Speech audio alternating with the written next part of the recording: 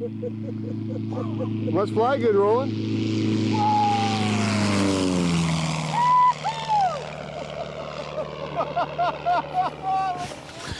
Hi, I'm Roland. I'm the builder and owner of this biplane behind me. It's a Myers Little Toot Biplane.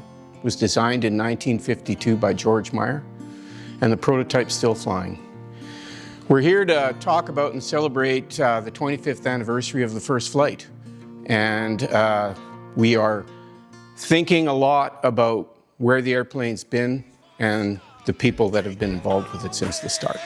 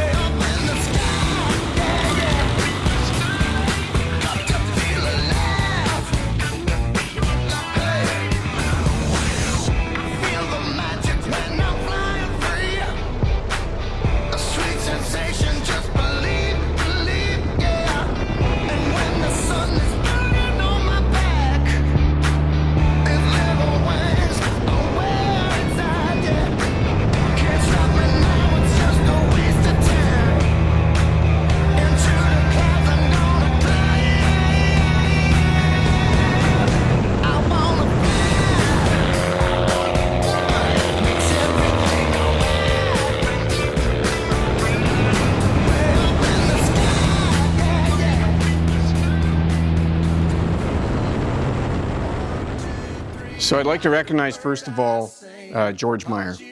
George Meyer is the designer of this airplane, and he built the prototype in the 50s, and it's still flying today. I would be remiss by not mentioning George's son, Tommy. Tommy Meyer has been a mentor to me. When I first decided to do this project, he was the one who held my hand and showed me the ropes and answered questions. And back in the day, this was the early 90s, you couldn't text like you can now. There really wasn't much for email.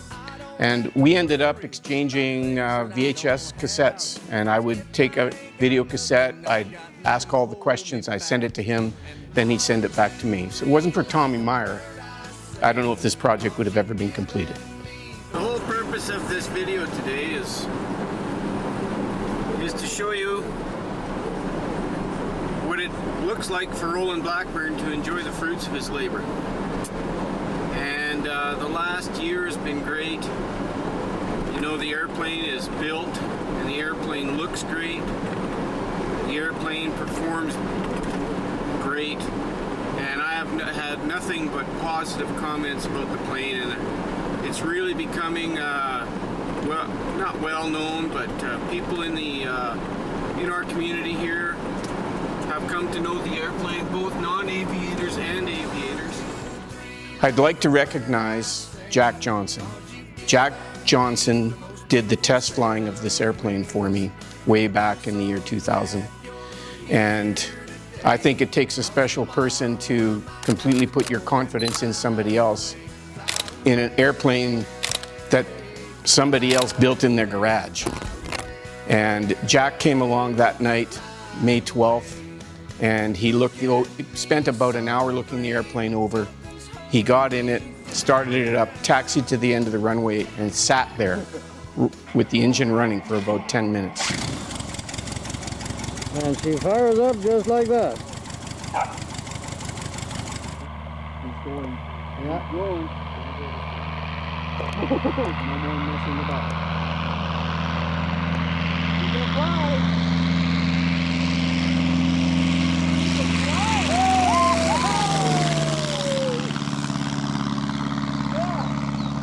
My airplane's in the air. He took off, and 12 minutes later he was on the ground and said, "It's a perfect airplane. You want to take her up?"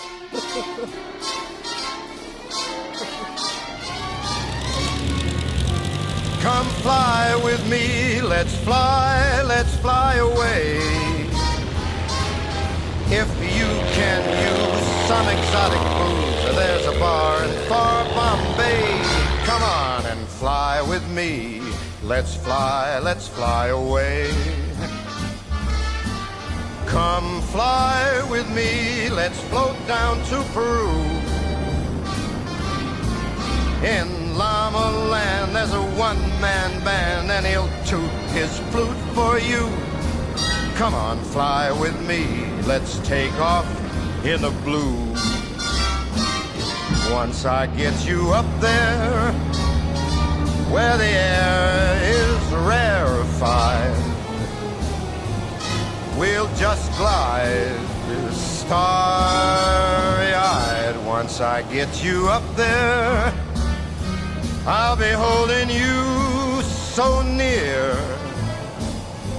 You may hear all the angels cheer because we're together. Weather-wise, it's such a lovely day. Just say the words and we'll beat the birds down to Acapulco Bay. It is perfect for a flying honeymoon. They say, come fly with me, let's fly away.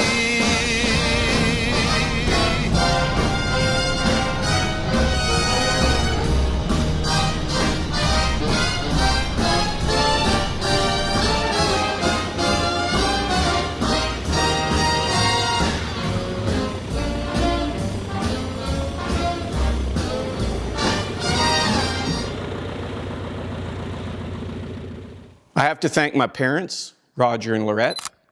They were, in the beginning, maybe wondering what I was getting involved in. And if I'm honest, so was I. I was wondering. I didn't know if I'd bitten off more than I can chew. But Dad was amazing because he never said anything to discourage me. He never said anything to encourage me either. But his actions spoke louder than words. Lorraine would be home for lunch, I would be out working, and Dad would show up with his buddies, and he had a key to the shop, and he'd go in there, and they'd come by every once in a while and check the progress. But Dad never told me that he was coming. The only way I knew was that Lorraine was home having lunch, and she would tell me. So Dad also was very instrumental in helping me complete the project. In the last year, in the 7th year, I was really struggling with motivation. I was at the point where I knew I could build an airplane. That wasn't the question anymore. The question became, could I finish it? And Dad would come almost every night and we would work on the plane, and he helped me complete all the final details until the airplane was done. Mom was a big part of all this. Mom did all the upholstery and was moral support. She did the upholstery on the headrest, for the seats, she did the cockpit combing, and she made wing covers because in the wintertime, the airplane was stored in a hangar, but it got really dusty. She was always a big fan and a huge support. Both my parents were excellent. Everything they say is true. It's a sweetheart. It's just a beautiful airplane. It looks good, it flies good, it feels good, it rolls good, it lands good, it takes off good, bounces good, bounces nice. Good. Yeah. I think the one person that probably believed in me and the project right from the start was my brother Dan. Danny boy. Well, here's your brother and your dad sitting here watching you do your thing. Oh, it's such a good thing. That's such a good thing. Somebody's got to do it. Yeah. But somebody's got to do it, I know. This is a family affair. This airplane was a project when I bought it, and it was in Bend, Oregon. And Dan made the trip down to Bend with me, and we had ourselves one heck of a trip. We rented a trailer, we went down to Bend, we met the owner of the plane, we loaded it up, we stayed the night at their home, and they served us up a fantastic breakfast the next day. And the trip back was quite eventful. We ended up in a snowstorm in the Rockies, and were really lucky to get the last room at a motel somewhere in the Rockies. I have no idea where it is, but it was a horrible storm. And we ended up buying a case of beer and watching the Western Final, CFL Western Final that time. We made it home the next day.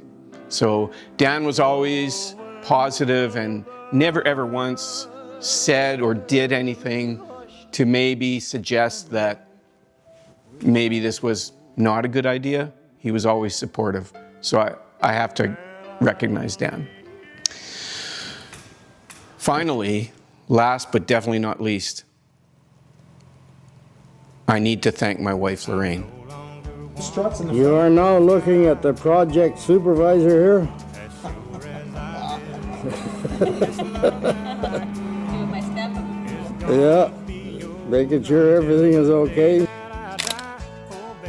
Lorraine has sacrificed more for this project than anybody else on this planet.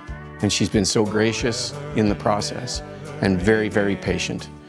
I can tell you, if you're thinking of building an airplane and spending tens of thousands or hundreds of thousands building it, it's probably a pretty good bet that your wife was not planning on that, you know, when you got married. But she's been fantastic, and I cannot express how much her support means to me. And Lorraine, you're everything I ever dreamed of and way more than I deserve. So it's been 25 years. The airplane is behind me. It's never been restored or repainted. It's original as per the day we took it out to the airport in April of 2000. And I have to think about where we go from here. Because if you would have told me back in the 90s when I was building this airplane, I didn't even know if I could finish it, never mind fly it for 25 years. So what's next? And what is the mission of this airplane? And I think it would be fair to say, and I hope this is what's going to happen, but it's not about going anywhere, flying anywhere, or even flying the airplane. I think what it is about now is to inspire people, to inspire and educate, especially our young people. I think and I hope that when people look at this plane, they don't just see sheet metal and wood and fabric and steel tube. I hope what they see is possibilities for themselves. If someone can walk up to this airplane and see what is possible, then hopefully they can reach and achieve their dreams, whatever that might be. Doesn't have to be airplanes, could be anything else, whatever their dream is. And I think that's what the mission of this airplane is moving forward. Thanks for watching, hope you enjoyed the video. See you at the next fly-in.